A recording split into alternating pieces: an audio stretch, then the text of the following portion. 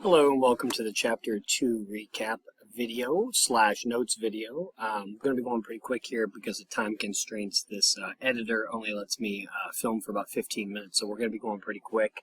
But make sure you got all the answers to these test questions, and yeah, we'll get ready to roll here in a second. All right, as you can see here, you have some Mesopotamian city-state type stuff. This is a ziggurat, which is like the mountain of God, they were called. What a typical city might look like, in the Tigris and Euphrates rivers, the two major city-states in which Mesopotamia was built on. And on the left is Hammurabi getting the commandments and from Enlil, and you can see that transcribed on that tablet. So what is the Fertile Crescent? Well, there's the definition of it right there. It's a chunk of land located between the Tigris and Euphrates rivers, shaped like a crescent moon. Almost. I'll show you another picture of that in a second. Mesopotamia basically means land between the rivers. And pause it there if you need that one. There's the Fertile Crescent. You can see the Fertile Crescent, that entire area, this entire zone is Mesopotamia. This smaller state within Mesopotamia, within the bigger region, is called Sumer. Okay, you can see you have Assyria, Akkad, or Akkad. And Sumer is the southern portion, southeastern portion, and is the capital of Sumer. So you have a bunch of little collection of city-states. Some got along, some didn't. All right, so why did they go along these two rivers? Because of silt. It's a thick layer of mud left behind after the flooding of the rivers.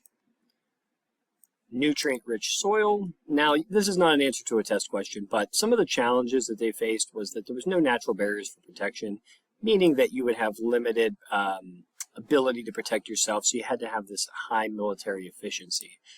We did answer critical thinking number 1. Are laws absolutely necessary for society to function? Make sure you answer that on the critical thinking section of your page. Now, I'm not sure, depending on the school year that you're watching this video, because it's going to be on there for quite a while, you're just going to have to check PowerSchool and compare to see if we did this assignment. Some years we do it, some years we don't.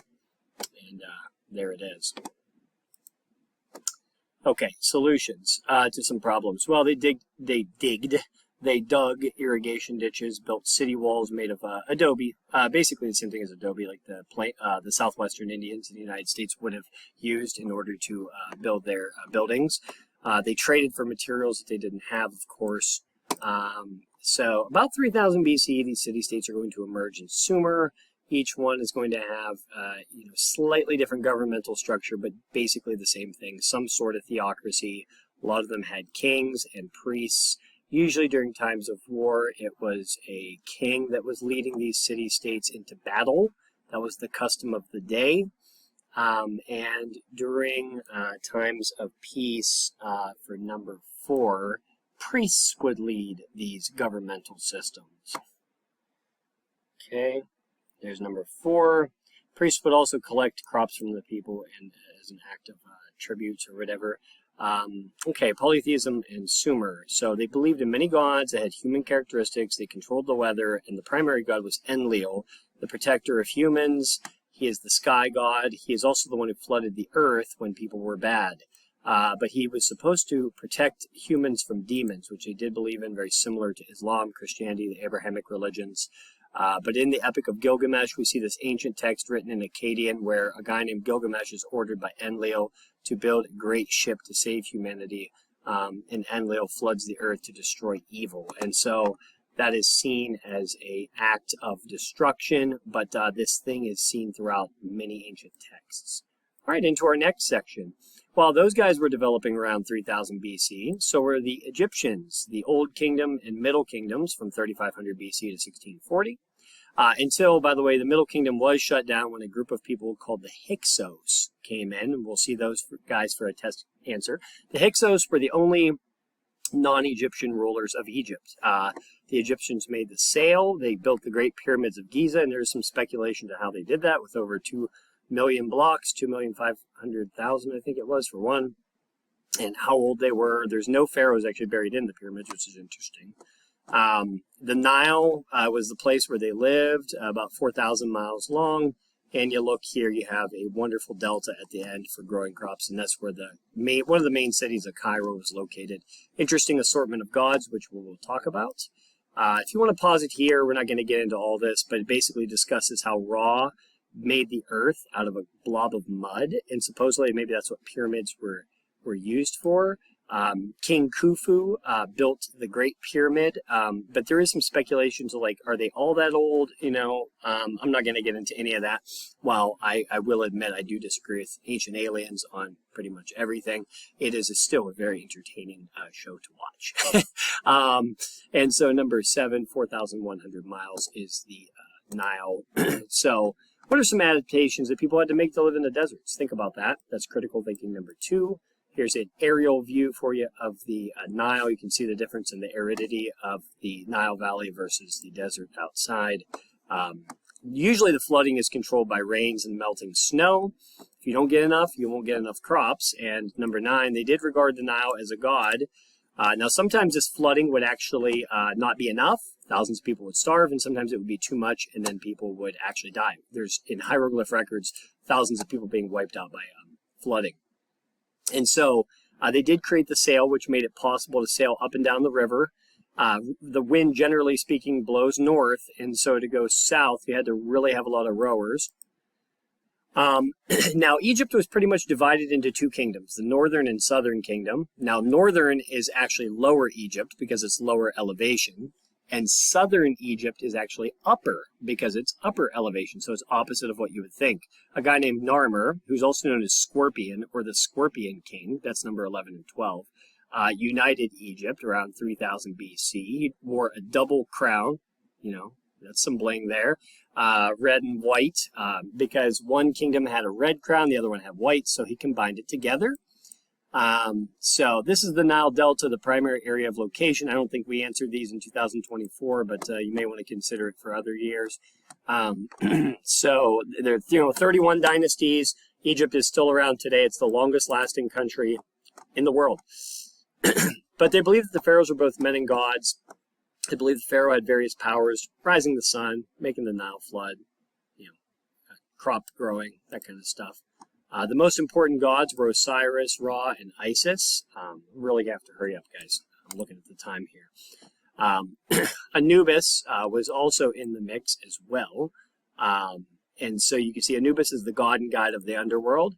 Ra is the sun god, the chief of all the gods, creator of the other gods. Osiris is god of the dead. Isis represents like the god of women. Now, Anubis is important too because he's the god and guide of the underworld. For number 19, he would weigh people's hearts and compare them to a feather. And if it was heavier, he would feed it to a bloodthirsty hound. So yeah, that's pretty wild. And I'm going to make sure I got my numbers correct here. So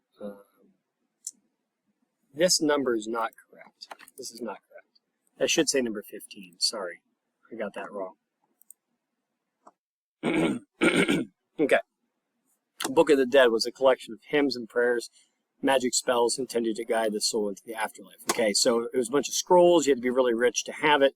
It was supposed to be your guidebook in the afterlife. And again, we don't have time to get into the great details. We did that in class, but you can see here Anubis weighing the hearts. If you want to pause it here, this is some of the chapters, what they mean and how it would guide you basically to Osiris. You would stand before your judgment.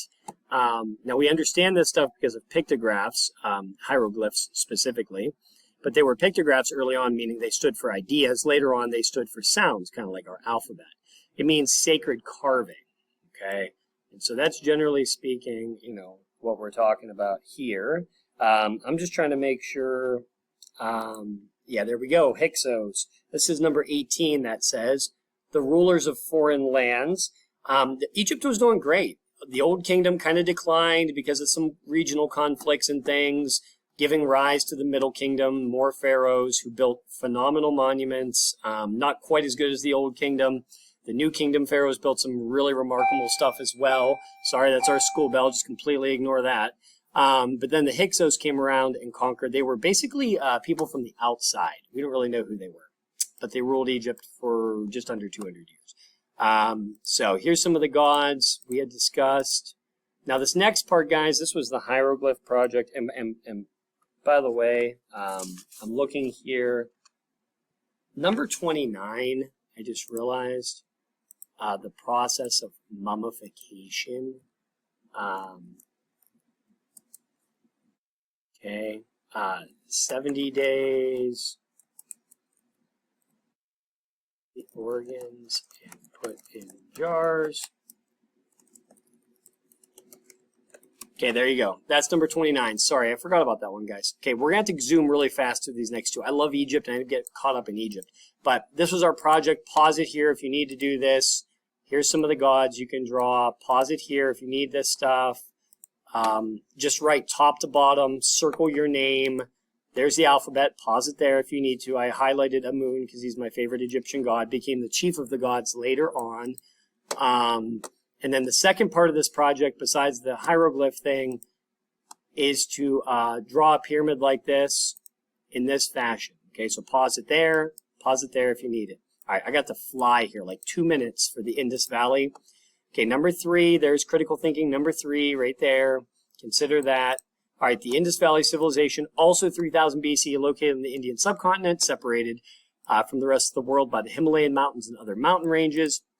They built mud brick cities. That's really what it would have looked like right there. I'm going to get rid of all this stuff because we did a project on like medieval pirate weapons and stuff in my 8th grade class, and for some reason the words transferred over. No idea how I did that, but we're going to save it there. The monsoons were crucial for number 22 there for bringing in harvest. That includes those summer monsoon winds that would have brought stuff in to water those fields. Problem is the river's flooding and these monsoon winds are very unpredictable. These guys did build their cities on a precise grid system using a citadel at the center of the city. They had a sophisticated sewage system, and some people say that they came in from Africa. Some people say that they were part of the Indo-European groups. I think they were probably part of the Indo-European groups, which we'll talk about in chapter 3. Building cities around 2500 BC, but we don't ultimately know where they came from because we can't read their hieroglyphs. We don't have a, like that, the Egyptians, I should have mentioned this, we read them because we found the Rosetta Stone that helped us to compare them to Greek. We don't have that for the Indus Valley. So Harappa was the other major city. The other one that I failed to mention because I'm going really fast is Mohenjo-Daro. You might have seen that on the map. Really wide streets, residential districts. Most houses had bathrooms, houses several stories high. One of the cleanest cities of the ancient world. 400 symbols, no idea what they mean. Their religion might have been the roots of modern Hinduism. They were a theocracy, no temples were found. What happened to them? Well, the Indus River probably ceased to exist due to tectonic plate movements or soil exhaustion. All right, guys, also around 3000 BC was Chinese civilization along the Huanghe and Shangjiang River for number 30. They were located along these rivers. Guess what? Because of silt, yellow silt. That's why the Huanghe is called the Yellow River, because of the yellow silt. There it is. The first Chinese dynasty was the Xia dynasty. Again, guys, this is we're talking about these guys because they came in around 3000 BC, and then they started building cities. As you can see, now we're at 2000 BC. But the first dynasty was the Xia dynasty. The first leader of this dynasty was an engineer and mathematician named Yu, who built these incredible systems to tame the Huanghe River. Basically, they were the first. Now, the first to leave behind written records was the Shang dynasty, which took over the Xia dynasty, building a city called Anyang. Cities were built of primarily wood. The rich lived in these timber frame houses, the poor lived in huts. They were the first ones recorded as using chariots, according to the historical records. Family and respect for elders was extremely important, laying the foundation for Confucianism later on. Girls were placed into arranged marriages. There was a complex code of etiquette. So early on, Chinese symbols will be pictographs, meaning they stand for an idea. Early on it was ruled by kings and then warrior nobles, kind of a feudalistic type system. People believed in spirits, multiple gods. This is before Buddhism, guys, and Buddhism is the primary religion today. But oracles were interpreted by soothsayers. there was very little connection between the written language and spoken language, making it kind of difficult for some people to communicate. You can see here some of the oracle bones, what they would have determined. But anyways, nonetheless, guys, the Shang were taken over by the Zhao because they believed they had the mandate of heaven, but they did adopt Shang culture and customs to make it easier. They established the first feudal system in China, which we will talk about as we move on. Here's an exit document, and here's an exit document.